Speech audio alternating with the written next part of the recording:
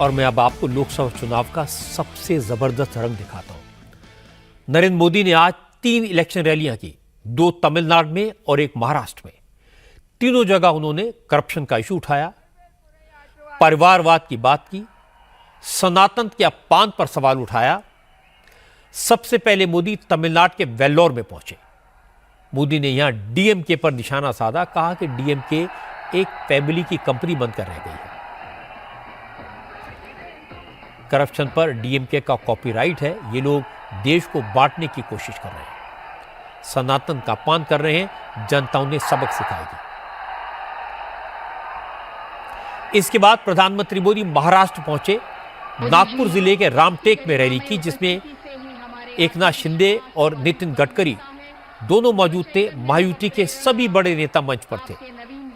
क्योंकि विरोधी दलों के नेता बार बार कह रहे हैं कि अगर फिर मोदी की सरकार बनी तो लोकतंत्र खत्म हो जाएगा, इसका आज मोदी ने करारा जवाब दिया।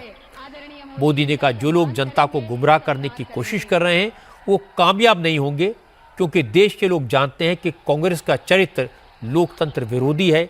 इमरजेंसी की याद सबको है।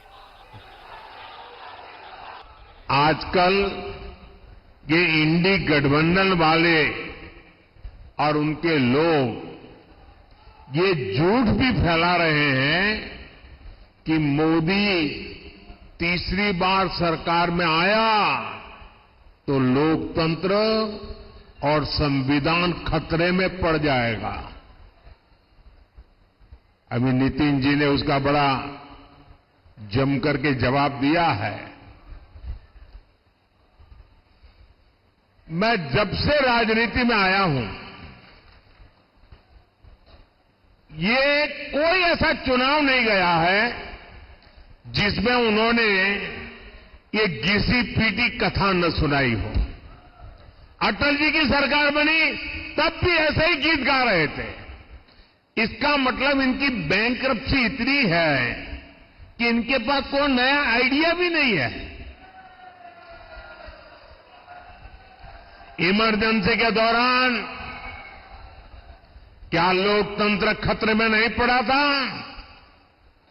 पूरब से पश्चिम तक, उत्तर से दक्षिण तक, अगर इन लोगों के परिवार का सरकार का एक प्रकार से कब्जा था, चारों तरफ वही नजर आ रहे थे, क्या उस समय लोकतंत्र खतरे में नहीं पड़ता था? एक गरीब का बेटा जैसे ही देश का प्रधानमंत्री बन गया, इन्हें लोकतंत्र और संविधान खतरे में दिखाई देने लगा। ये इंडी गठबंधन वाले कभी गरीब को आगे बढ़ते हुए नहीं देख सकते। महाराष्ट्र में बीजेपी वाली महायुति का कैंपेन अब जोर पकड़ चुका है, लेकिन कांग्रेस वाले एनडीए का कैंपेन अभी शुरू नहीं हो पाया है। अगले हफ्ते 15 अप्रैल को प्रियंका गांधी की चंद्रपुर में रैली होगी, इसका ऐलान किया गया है और कहा गया कि उसके बाद राहुल गांधी भी महाराष्ट्र जाएंगे। लेकिन कांग्रेस की मुश्किल यह है कि यहां सीटों के बंटवारे से कांग्रेस के नेता बुरी तरह परेशान हैं। पहली बार कांग्रेस महाराष्ट्र में सबसे कम सीटों पर चुनाव लड़ रही है। वर्षा गायकवाड़ तो आज किसी मीटिंग में नहीं गई। पता लगा कि वो पहले उद्धव ठाकरे से बात करना चाहती हैं, इसके बाद राहुल गांधी से मिलकर अपनी बात रखना चाहती हैं। अगर कुछ हल निकला तो ठीक, वरना वो अपनी अलग रणनीति बनाएंगी।